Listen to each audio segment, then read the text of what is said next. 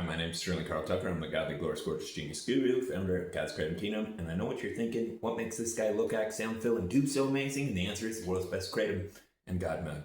God mode makes a tremendous difference. It has a whole array of nootropics and stimulants, the correct word. My favorite of all stimulants in existence is 100% natural, made by God. In God we trust. So just like God's KRATOM Kingdom, it baffles me that people don't differentiate the difference between plant and plant alkaloids and drugs, which are made by man.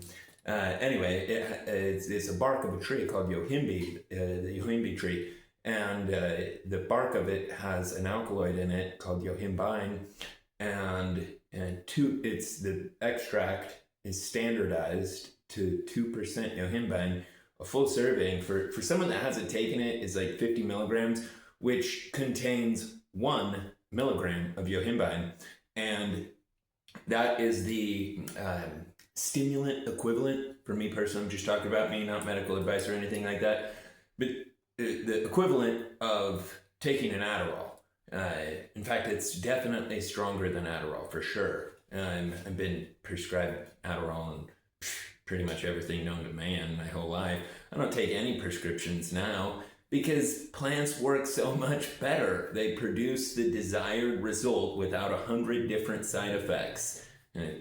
7-hydroxymitragynine, 7-OH, is a perfect godsend example of that fact.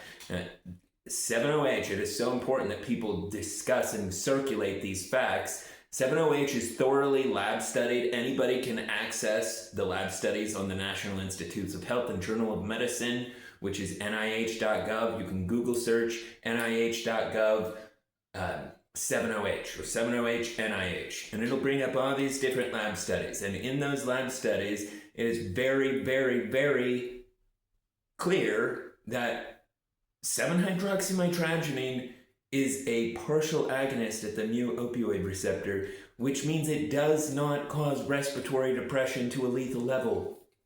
It blows my mind that people are trying to ban 7-OH, saying it is dangerous, when peanut butter kills more Americans per year. Could you imagine if we had peanut butter police? It is no different having plant police.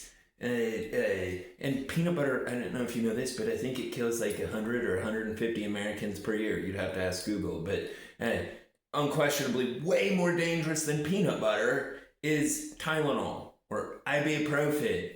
Ibuprofen and over-the-counter non-steroidal anti-inflammatory drugs. Well, brand name ibuprofen kills 6,000 Americans per year.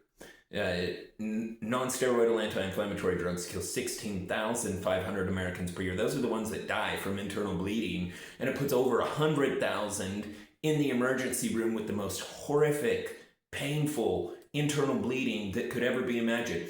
So, and that we have children's ibuprofen and children's Tylenol sold at Walmart, sold at every gas station.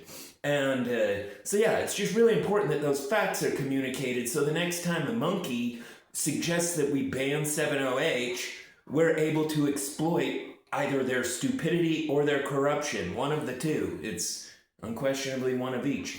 Anyway, I wanted to just emphasize that for my Sunday salvation sermon. I love that I'm in a country that is founded on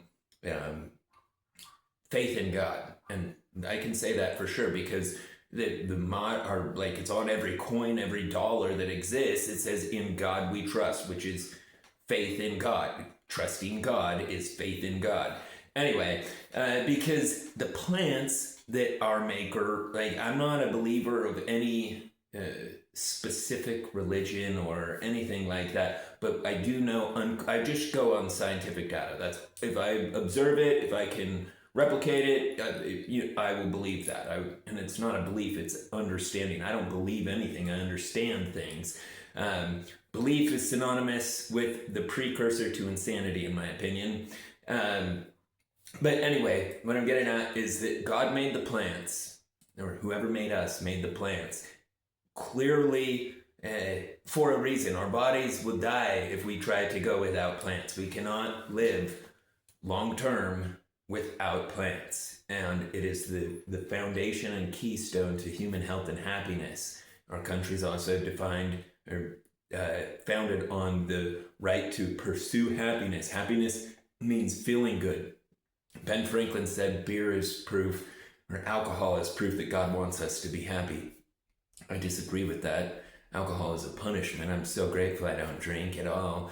But plants are unquestionable proof that God wants us to be happy, healthy, prosperous, have a pleasurable life. And those things are infinitely guaranteed when we live right and eat right. Part of living is what we eat, and the body is basically, and actually even our emotions, is virtually the leftovers of what we have eaten. So it's really important that we understand how important plants are, which ones to have in our lives, and it just opens up a totally different pathway of life where it's not about survival, it's not about conflict, it's about evolution in with God, because they go hand in hand. One last thing that I want to touch on. So MGM 15, we don't ever sell, we will not sell or ship extract to any place that has banned it. As ridiculous as that is, it bothers me so bad that I have to leave Americans suffering in pain without help because their local tyrannical mommy and daddy club called government has taken away their food, their right to access food. KRATOM is food. It's a plant. Plants are food. 7-OH is part of KRATOM, making it food. And anyway, so, but MGM 15 is dihydro-7-hydroxynitrogenate, and it is absolutely incredible, the difference in what it makes for duration, like so how often somebody needs something, that's based on half-life, and it has a significantly longer half-life. It is 2 to 3 times stronger than 7-OH, and it's really important to mention to state this fact when I mention anything to do with 7-OH or its potency. NIH.gov